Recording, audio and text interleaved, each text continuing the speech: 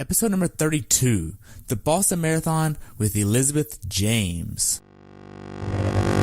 Welcome to the Pursuit of the Perfect Race. I'm Coach Terry Wilson, and with each episode, I bring stories of athletes to you that share their experiences at races in order for you to learn how to have your perfect race. You will hear stories from athletes of all ages, abilities, and races of all distances. So regardless of where you fit in, there's something in it for you. Thanks for spending some time with me today. Now let the pursuit begin.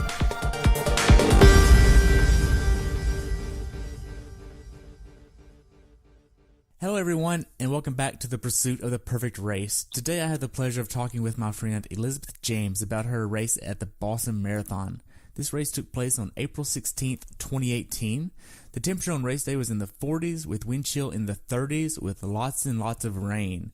She uses TriDot for her training and has been coaching for nearly 3 years with them. Elizabeth has been participating in endurance sports for 8 years, and I look forward to hearing about your race day at the Boston Marathon. Welcome to the show. Awesome. Thank you so much for having me, Terry. I'm excited to visit with you. Nice. So where did you qualify at? I originally qualified for the Boston Marathon at the Loveland, Colorado Marathon in fall of 2016. So honestly, about a year and a half before this race even took place. My husband and I are kind of on our 50-state marathon journey. And so we had been gearing up for a race in Pennsylvania, and I had the flu when I did that race. So then about 2 weeks later, we decided just to go to Colorado, have a vacation there. And it was a really no pressure situation. We found a marathon to do a long run at, and everything just came together that morning. I felt great and decided that that was my day. I was going to go for it. So I qualified in Colorado back in 2016. And then as we've continued on this 50-state journey, I actually bettered my time at the Helena, Montana Marathon in summer 2017. So I was able to use that as my qualification and for a little bit better corral in Boston as well. Okay.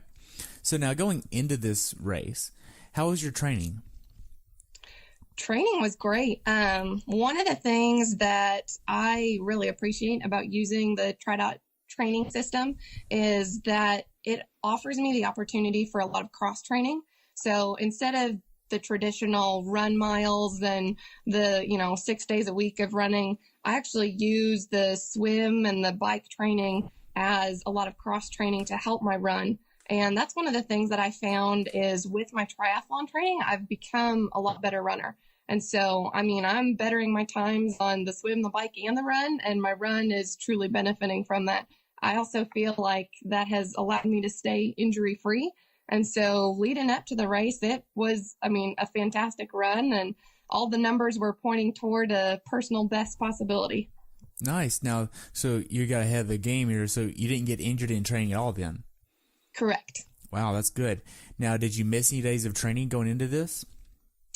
I did. I am also a school teacher, and so there were plenty of germs around this spring, and had a little bit of about a week of downtime with some illness myself, but that was it.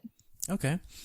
Now, what type of plan were you using to go into this? I know you talked about using the TriDot system, but what type of plan was that? Was it a run heavy plan, or what was it like? That's a great question. So I am very fortunate to have a lot of people that support me in my athletic pursuits. So I've already touched a little bit on the triathlon training plan that I'm using. And truthfully, I was on a triathlon training plan with the marathon as my A-race goal for this spring. And so it still had swim, bike, and run training, but it was all geared toward making my run the fastest as possible. With that said, I also am very fortunate to have a local run coach who is not only a coach, but a fantastic mentor for me as well. And Mark Wooten is the head of the Lifetime Run Group in Garland, Texas. And our Lifetime Group is the #1 run club in the nation. And so under his guidance and his mentorship, he's also been able to not only structure a very specific Boston training plan, but I also have a fantastic group of runners that I get to do all of my run training sessions with as well. Okay. Now then, the actual plan itself, most triathlon plans have you maxing out at 20 miles, obviously. What was your training plan like going into the race? So my training plan consisted of run speed work on Monday and Wednesday evenings, just in kind of easy aerobic run off the bike on Tuesdays and Thursdays, and then a long run on the weekends. And so my long run duration started building up back in January, where it started probably at 45 minutes, just a couple miles. And then by the end of the run training session, my last long run was a 22 miler. Okay. Now, were you going off of time or were you going off of distance? Off of time. Okay. So it was however far you can get in 3 hours. Correct. Yep. Okay. Now, were you going by a certain heart rate or any type of effort levels?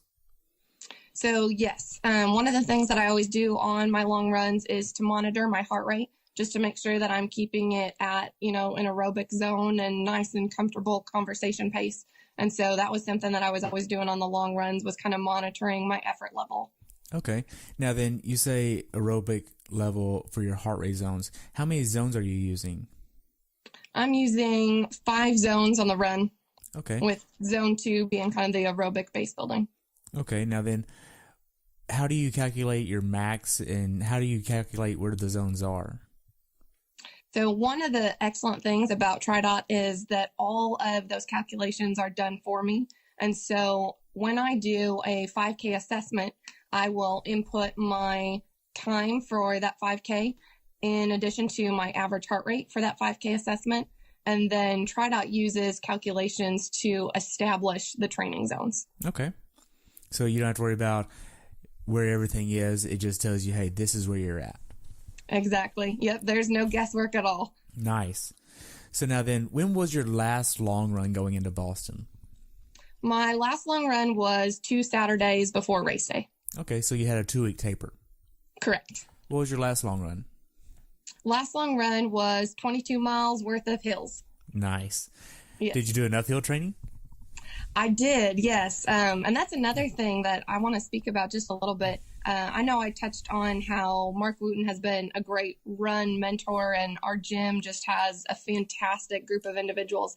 Another thing that I really felt helped me, not only with the hill training, but also just leg strength, was Mark's wife, Abria Wooten, is also a instructor at Lifetime Fitness, and she looked at my training plan and actually set up a strength training plan specific for me to go with my triathlon training and my Boston Marathon preparation. And so in addition to the hill training that I did, I also had a very specific strength kind of session laid out for me as well.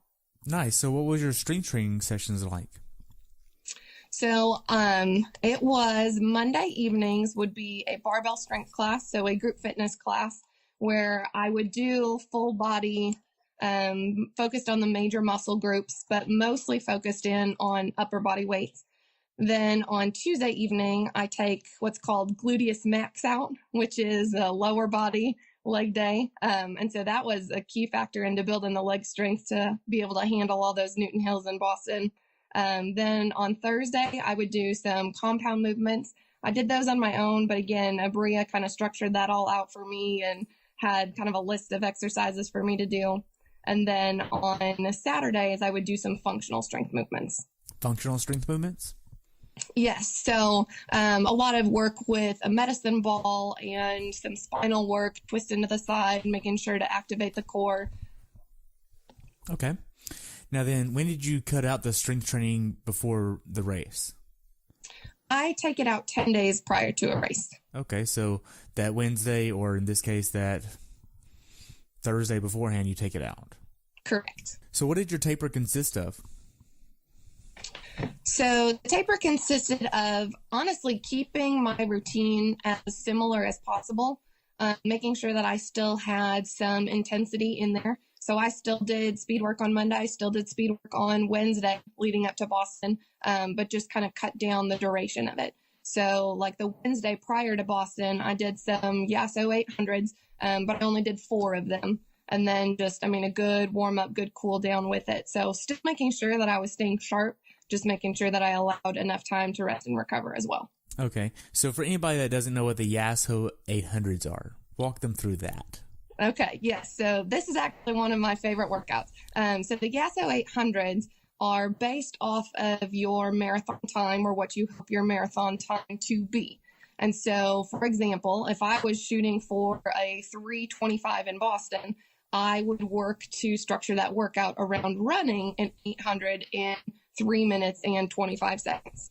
And then giving yourself an equal amount of rest, repeating that again. Okay. Just making sure everybody, so if anybody doesn't know, they can understand it. Yes, absolutely. Mm-hmm. So how many days off completely did you have the week before the race? I took Friday completely off since that was a travel day for me. Okay. Was that your only day off the week before the race? That was, yes. Okay. So go ahead and talk about the travel going into the race. How was that? Okay, so travel going into the race, I always like to get there a couple days ahead of time. I consider myself somewhat of a weary traveler and get very tired after travel. So I'm not one to be able to kind of fly in the night before, do the race, and be ready to go. So my husband and I flew to Boston on Friday, and that actually worked out really well because then we had Friday afternoon to go to the expo, pick up the packets, and then just kind of get ourselves situated for the upcoming days. Then on Saturday morning, the Boston Athletic Association hosts a 5K. And so my husband raced in that and did extremely well. I used it as kind of my shakeout run after the travel. So we were able to use that along with just kind of a couple other recovery runs and shakeout runs over the next couple days. Nice. Now, before we get ahead of ourselves, a little bit more about your training. What specific workouts did you do that gave you confidence to go into this race mentally and physically prepared? That's a great question. To be honest, most of my confidence came from the speed workouts and being able to run some faster times, for example, like in those 800s that we mentioned, than I had previously been able to. Not only was I hitting some paces that were faster than I usually have hit in speed workouts, but they were feeling much more attainable and that they weren't taking as much out of me either. The other thing that was very, very helpful to me is a couple weeks prior to Boston, there is a half marathon, the Rock and Roll in Dallas. And I was beginning to question myself a little bit and how my training was going and if I was really going to be able to set a personal best at Boston. And my coach and mentor, Mark Wooten, said, you know what, you can do this and I'm going to convince you that you're fine. And so he actually gave up racing himself to pace me at the half marathon. And I ran my fastest half marathon at what was a much more comfortable effort than I anticipated. I was nervous and, oh my goodness, just a mental wreck. And looking at the paces was extremely intimidating for me. But he ran by my side the entire time, just talked me through it, talked me through the strategy of the race, talked me through kind of some scenarios that I would see in Boston as well. Really talked me through taking the hills, not only the uphills, but how to run the downhills in a strategic way. And so that half marathon probably gave me the most confidence going into Boston. Okay. Now then, for those that don't know, the Rock and Roll Dallas half marathon has a few good hills to it. They have a little corkscrew going up an own ramp. And then at mile 8, there's this nice hill. It's probably about, a half mile, 3/4 of a mile? It's quite long. It is, yes. And that gave you probably a lot of confidence going up to Heartbreak Hill, because that hill, from what I understand, is a little bit more challenging than Heartbreak.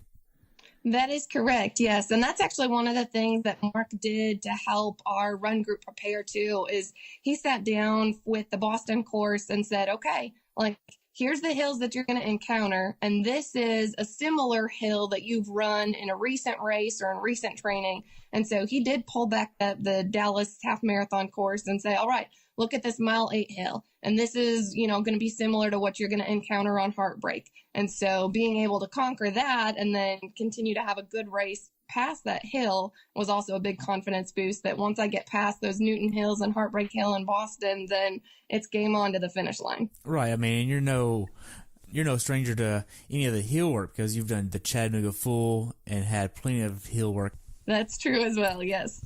Oh man, that race. I get to see that race next month. So whenever you're not training, what are you doing? Honestly, my life is very much teaching, coaching, and training.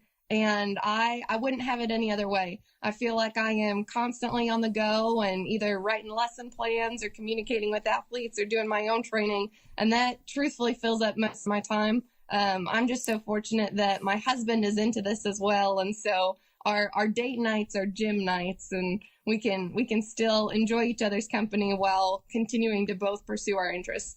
Nice. Now, how big of an issue was balancing the life, work, and training for you going into this race? Truthfully, it really wasn't an issue. I feel very fortunate that everyone around me is so supportive. And so, I mean, I have to give the biggest shout out to my husband. There's no way that I could do any of this without him. If I have a morning training session, he is up the same time that I begin training. He cooks me breakfast every morning and packs my lunch for me, sends me out the door. So, I mean, truthfully, he allows me to do this, and he makes it manageable so that balancing teaching, training, coaching isn't an issue for me.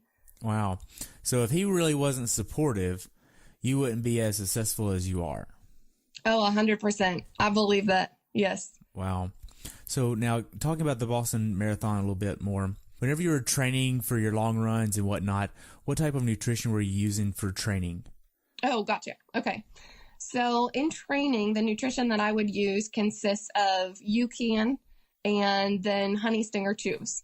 And so UCAN has been my go-to sports nutrition for years. And I feel great when I take it. That slow burning carbohydrate just sits well with my body and is a good fuel source for me. So I drink that in the morning, and then on the long runs, I'll have the Honey Stinger Chews, and that's what I did race day as well.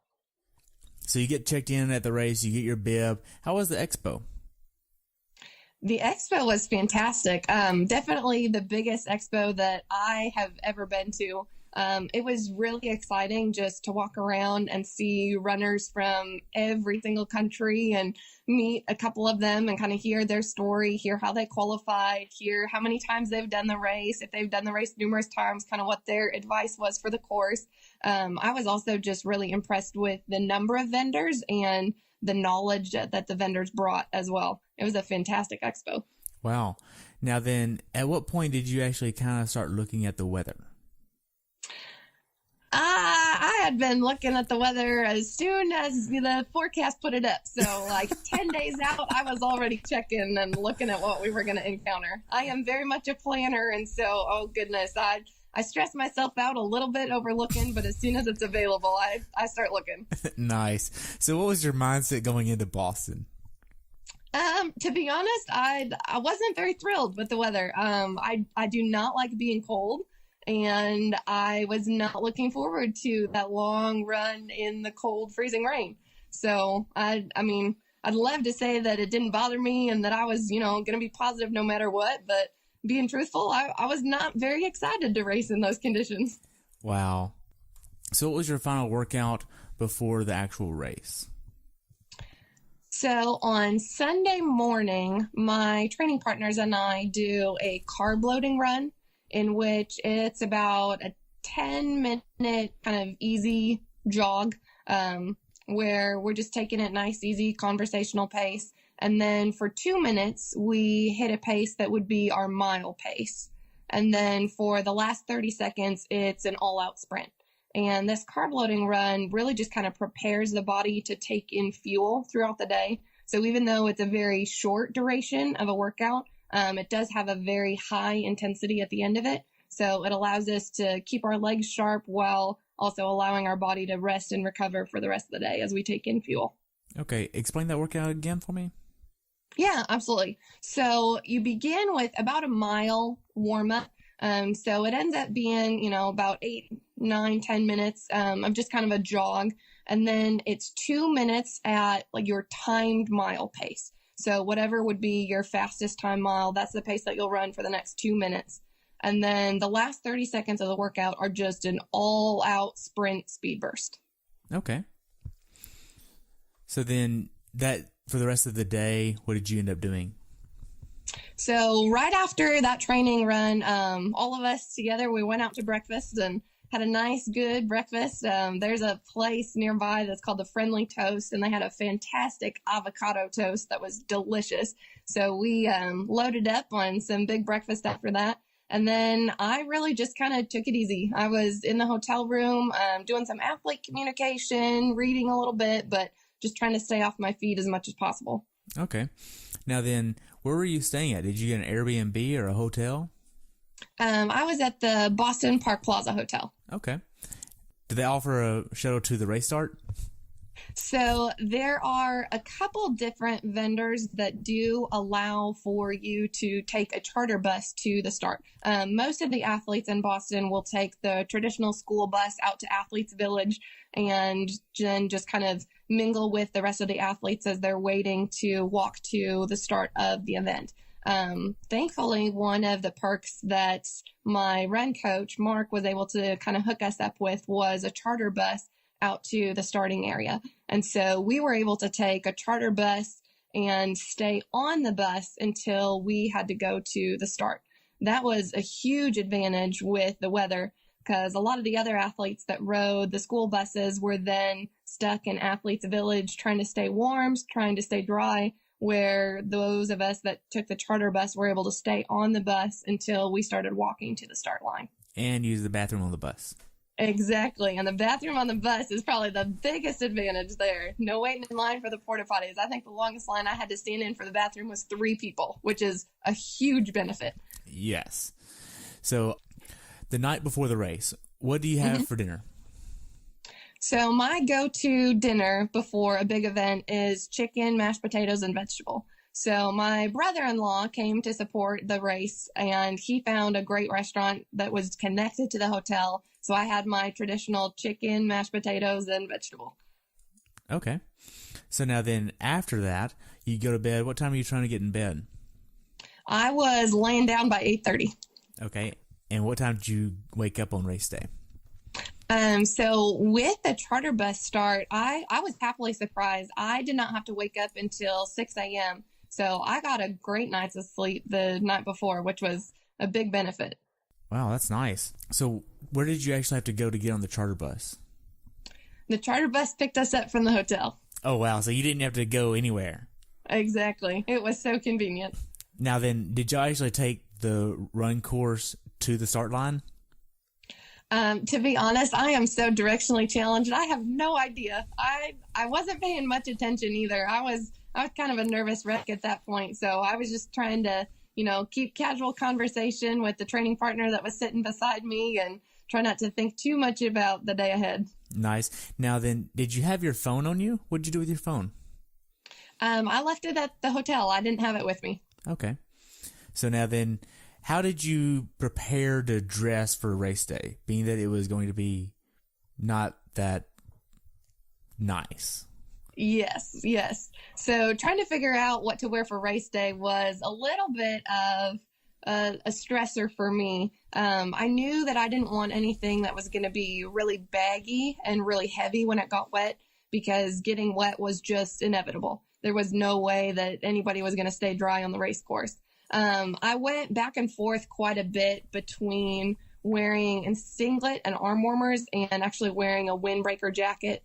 And the jacket I wore actually ended up being my run coach's, Mark's, and he let me borrow that for the day. And I know for me that was definitely the right decision. I get cold very, very easily, and I knew that going into that headwind was going to be very chilling.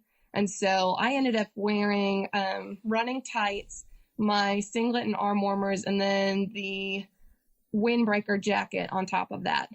Okay, now then for your shoes, what kind of shoes did you use? I always run in Mizuno Wave Inspires, so that's my go-to. Okay, now do you have high arches, flat feet, normal arches? What do you have? I have a normal arch, but I definitely overpronate, so I need more of a stability shoe, especially for those longer miles. Okay. Now, did you do anything to prevent blisters on your feet? I did, yes. I slathered them in Vaseline, and that was beneficial. I didn't end up with one blister from this race. Wow, that's great. Now then, did you make sure your toenails were nice and trimmed? So yes, actually one of the things that I treat myself to on race week is getting my nails done. It's part of my pre-race preparation. So a colleague and I went and did a manicure, pedicure, and got all the Boston colors on fingers and toes, so I'd be race ready. Nice. So now then, so you finally get off the bus at the start line. Between the time you get off the bus and the time you actually start, how much time is in between there? So the time between when you actually get off the bus and when the horn goes off and you're able to start running is about 45 minutes. I got off the bus just a little bit before 10 o'clock, and my wave started at 10:50. And so get off the bus, and then you still have almost a mile walk to the start. So as you exit Athletes Village, then you are kind of walking and doing your best to warm up along the way for about a mile until you are seated into the corrals and are at the start line. Okay. Now then on a normal day, this really wouldn't be that big of an issue, but you go from a nice warm bus to the nice cold elements and try to stay warm, and now you have to walk a mile in this. How was that for you? I mean, was this already becoming a challenge for you? This was something that I definitely had to take into consideration and prepare for. So I brought with me some plastic bags, and I used hair scrunchies and put the plastic bags over my shoes so that at least from the walk from the bus to the start line, my feet could stay warm and dry during that time. Of course, as soon as they're off, it doesn't last long and they're wet by mile one, but I was at least able to start the race with dry shoes and socks, which was helpful. I also went to Goodwill and got some throwaway gear that I could wear to the starting line. So I had some really snazzy flannel Superman pants and a great rain jacket that I could wear over to the start line and then ditch right before the race start. Gotcha. Now then, the final few minutes before your wave started, how was that for you? It was an incredible experience. At that time, I mean, it's just trying to soak it all in and really kind of take a couple deep breaths and be thankful for the opportunity to be there. Despite the weather, it's still Boston, and it's something that, many runners dream of being a part of, and something that had been a goal of mine for a couple years. And so in those final minutes before the race start, after I, ditched the throwaway clothes, I really did just take the opportunity to kind of close my eyes and reflect on, the past couple years and the journey that I've been on to qualify, and the training partners that have been able to get me there, and the training that led me to that day. Nice. So once the gun goes off, what were the first few mile splits that you had? So right off the bat, it was a little bit congested, but I knew that it would be. So my first mile split was about 7:45. Which was truthfully right where I wanted it to be. The second mile split was a little faster than I wanted. My second mile split was 7:16. And that was a little bit more than I wanted, but at the same point, I was really kind of tucked behind a group that were making a good wind block for me. And if I slowed down a little bit to stay on the pace where I was hoping for, about 7:30 for that mile, then I was kind of getting blasted with that headwind. So truthfully, it was almost easier for me to go a little bit of a faster pace and kind of stick behind that group and have them be a wind block for me in that second mile. And then my third mile was about right where I wanted, about 7:30. And so my first 5K was, truthfully right on. And that gave me a lot of confidence that I had a good start and was prepared for a good day. Okay. How were the aid stations along the way for the first 5K? One of the things that Boston does a great job with is their placement of the aid stations. And so they have aid stations on both the left and the right side of the courses, and they're staggered as well so that you don't get a bottleneck of runners that are trying to grab some of that nutrition along the way. One of the things that is my kind of crutch is I carry a handheld water bottle with me. And so I don't need to stop at the aid stations until later on in the race when I start taking in a little bit of the Gatorade instead of just the water. Okay. So how are the next few miles for you? The next few miles were great. Truthfully, that whole first 15K was fast, and I felt good. Despite the weather conditions, I was coming in right at the paces where I had hoped to see, and that was giving me a lot of confidence. Nice, because you don't start hitting the hills until a little bit later in the race. So that's correct. How was the first half marathon for you? The first half marathon was fast. I came in at the half marathon at 1:40. And so that was great because I knew that I would need to bank a little bit of time in the first half. I didn't want to go out too fast and blow my legs out and fall apart too early. But I also knew that the hills were coming, and to have a little bit of time banked gave me some confidence knowing that I would be able to ease up my effort level on those hills. Okay. So what was your nutrition plan for this race? So my nutrition plan was to keep my handheld water bottle with me and to sip on that occasionally. I just continuously sip water on that. The aid stations are a good reminder for me that if I haven't taken a drink in a while, to have a little bit of that. I also take in some base salts. And so every 3 miles, I take a lick of base salt just to make sure my electrolyte levels are up where they need to be. And then I eat the honey stinger chews along the way as well. And so every 3 miles, I'll have another one of the honey stinger chews. Near the end of the race, I'll take about 2 every 3 miles. Okay. Are you aiming for a certain number of calories per hour or anything like that? Truthfully, with just the marathons, I don't need a lot of fuel along the course. I get a lot of my calories from breakfast, and that carries me through. That's one of the things that is very different for me with a marathon versus a triathlon. With the triathlon, everything is very strategically planned out, and I know exactly how many calories per hour I need. With a marathon, since it is the shorter duration, I'm able to really sustain myself with a good breakfast, the UCAN ahead of time, and then just a little bit of nutrition along the way with those stinger chews. Okay. Now, after the halfway mark, how is everything going for you? So truthfully, after the 15K, the group that I was with started to dissipate a little bit. And that's when I could really start to feel the headwind, and I could start to feel that I was going to have to fight a little bit more for the paces that I wanted. And so I was, able to hang on to those paces. And when the group started to fall apart, I was able to hang on, but it was taking a little bit more energy than I necessarily would have liked. I could definitely feel that strong headwind, definitely could feel the rain and what turned into some little ice chunks and little ice pellets along the way as well with those freezing temperatures. And so, around the hills, there was a point where I didn't look at my watch on the Newton Hills and Heartbreak Hill. I knew that my pace was going to slow, and I knew that I didn't want to get frustrated at what that was going to be. I also knew that I had banked a little bit of time. And so at that point, with fighting the wind and fighting the hills, I didn't look at my Garmin at all. I just knew that I needed to keep the same effort level that I had throughout the race. And then once I was past Heartbreak, then I could look at my Garmin again, make sure that I was back on track with my splits, and then start calculating what I needed to still make it to the finish line in my best time. Okay. Now then, how challenging was this mentally for you through miles 13 through 20? It was a fight. This one was hard for me. The weather certainly did play a factor, and there were times where I was getting frustrated with knowing that I was fighting such a strong headwind and not really having a group to help break the wind at that point either. But I also knew that this was something I wanted. This was, an experience. This was something that I had been preparing for. This was something that I was ready for.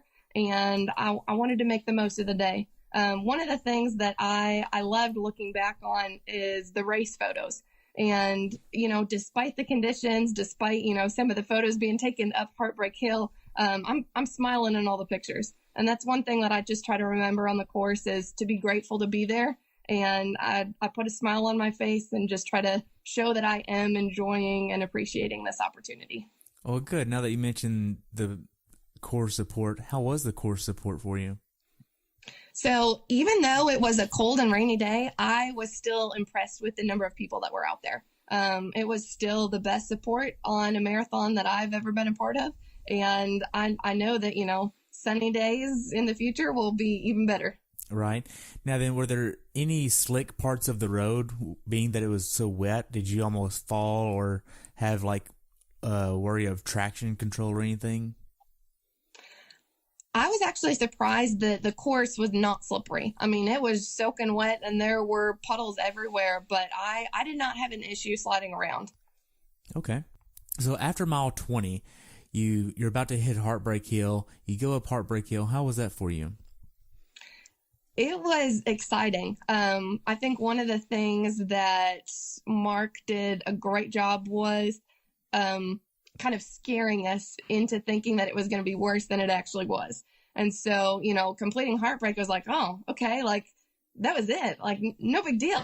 I've got that. And so I had built it up in my head to be something that I was going to need to be really strong for, which I think then was a big benefit to me, because going up Heartbreak, it was like, I can do this. This is manageable. I mean, I've tackled hills like this in training and, come out on the other side and strong. So I loved going up Heartbreak. The crowd support was phenomenal there. It was a big mental boost knowing that I had accomplished that, and that was going to be the hardest part of the day. Wow. So now then, miles 21 through 25, how was that for you?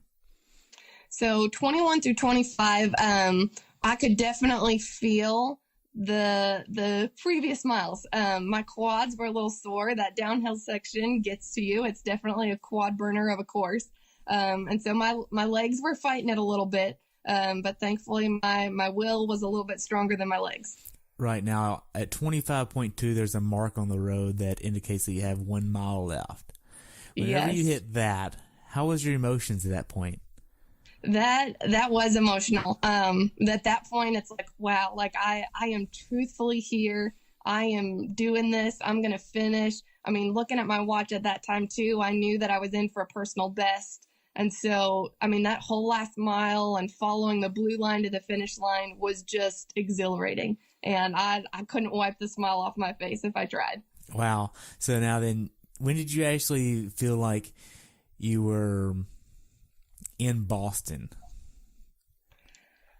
I would say, there were a couple different points throughout the day that it's like, wow, this is the Boston Marathon. Definitely being at the start line was one of those moments. The Newton Hills and the support there and going up Heartbreak was another point that it's like, gosh, this is iconic and this is what I've been dreaming of. And then, I mean, that last mile, seeing the 1 mile to go, seeing the blue line take you to the finish line, that was another just highlight of the day. Right. So now then, the last turn that you make onto Boylston Street, how was that? Oh, it was phenomenal. One of the things that I think was very beneficial to me was having done the 5K on Saturday morning, because the 5K also goes through kind of that last part of the course that goes down Boylston Street. So I knew exactly how far it was from the turn to the finish line. And, rounding that turn, it was like, all right, it's time to give it my all and just make this my finish. Nice. Now then, the last 800 yards for the finish, how was that? It was great. It was loud. It was exciting. I know that, my support crew was there cheering for me, but amidst everybody else, I wasn't able to hear them. The energy is just incredible, and it truly makes the finish line even more spectacular than it already is. Nice. Now, after you cross the finish line, what do you do next? So after the finish line, you freeze, because your body temperature drops incredibly quickly. And I mean, the volunteers were great, making sure that, you got the hydration that you needed and getting you a heat blanket as soon as possible. But it was cold. It was, oh my goodness, it was super cold. And it definitely got to me after the finish line. Nice. So how was your recovery process? So the recovery process went very well for me after this event. I made sure that post-race, I didn't just, sit down. I did take some time to go for a good walk, do some good stretching.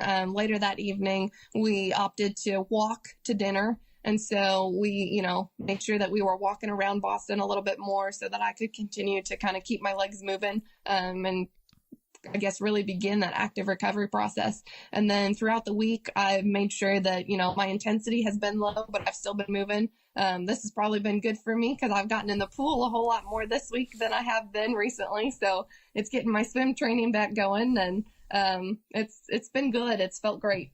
Well, good. Now, looking back on it, how well prepared for this race do you think you were?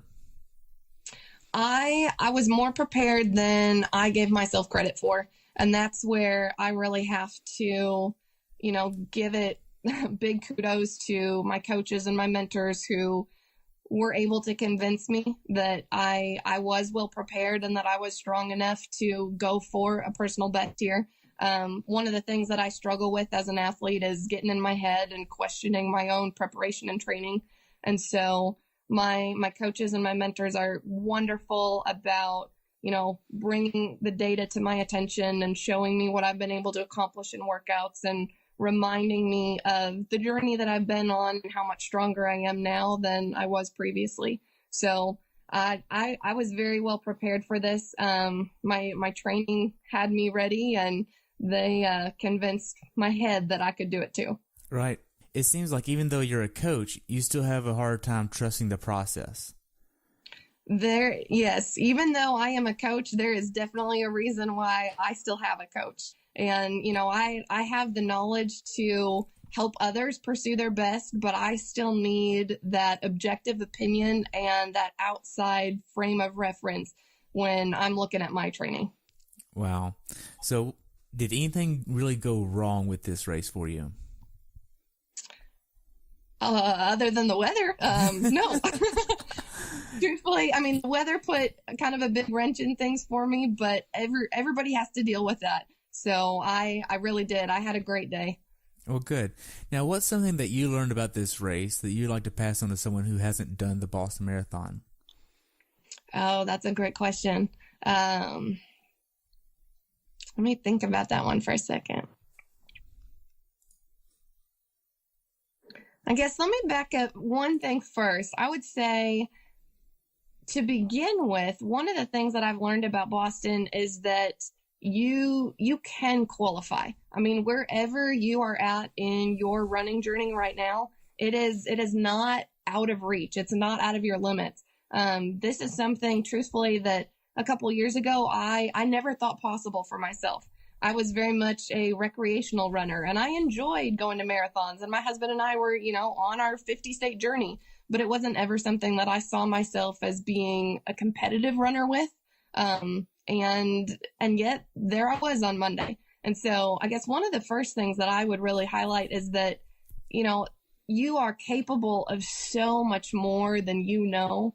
And sometimes it just takes somebody else to point it out to you, to show you what you're capable of. And that's one of the joys that I have now as a coach as well, is to be able to, bring out the best in others and help them pursue things that maybe they didn't even think possible for themselves. So I guess that's one of the first things that I would say is that, Boston isn't just an elite race. Certainly there are fantastic runners there, but it's not out of your reach. And it's something that you can realistically go for and you can accomplish if you set your mind to it. I guess the other thing that I would say is just that it truly is a fantastic runner's experience, as you've likely heard about. It was everything I thought it would be.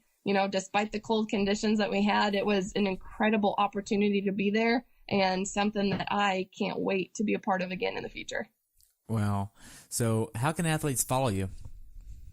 So I am on Facebook. I also just started an Instagram. So those social media outlets are kind of some of my go-tos. Okay. Now then, what's your Instagram? My Instagram is EJ9989. Okay. And you're on Facebook as just Elizabeth James, right? Yeah, that's correct. Okay. So we covered a lot. Do you have anything else that you would like to add about Boston? Not necessarily about Boston. I guess, Terry, I would just want to say thank you again to you. It's been a pleasure visiting with you about the race, and it's been a great opportunity that you let me share. Awesome. So what's next for you?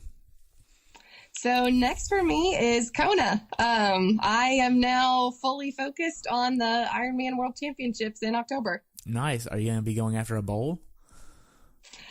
I would love for that to happen, and we'll see how my training goes this summer. Nice. Well, good luck. I only have one other real question for you, and That's what's your definition of a perfect race? My definition of a perfect race isn't necessarily categorized by a personal best or what the time clock says, but it's one where you can cross the finish line feeling proud of yourself and knowing that you gave it your all. Have you ever had a perfect race? I would say that last year's Ironman Chattanooga for me was the perfect race. Wow. Well, that's great. Well, thank you so much for sharing everything. I've enjoyed hearing about your race, and I look forward to following you at Kona and your training along the way. And thank you for coming on the show. I appreciate your time. Thank you, too. It's been a pleasure. Awesome. Have a good day. You too. Bye. Thanks for tuning in today. I hope you were able to learn something from today's episode. If you enjoyed the show, please take a minute to leave a review on iTunes or share it with a friend. Be sure to subscribe so you never miss an episode. If you'd like to see pictures from this athlete's race, learn more about who I am, what I'm doing, or be on the show yourself to share your story, check out my website at CoachTerryWilson.com. Until next time, continue the pursuit.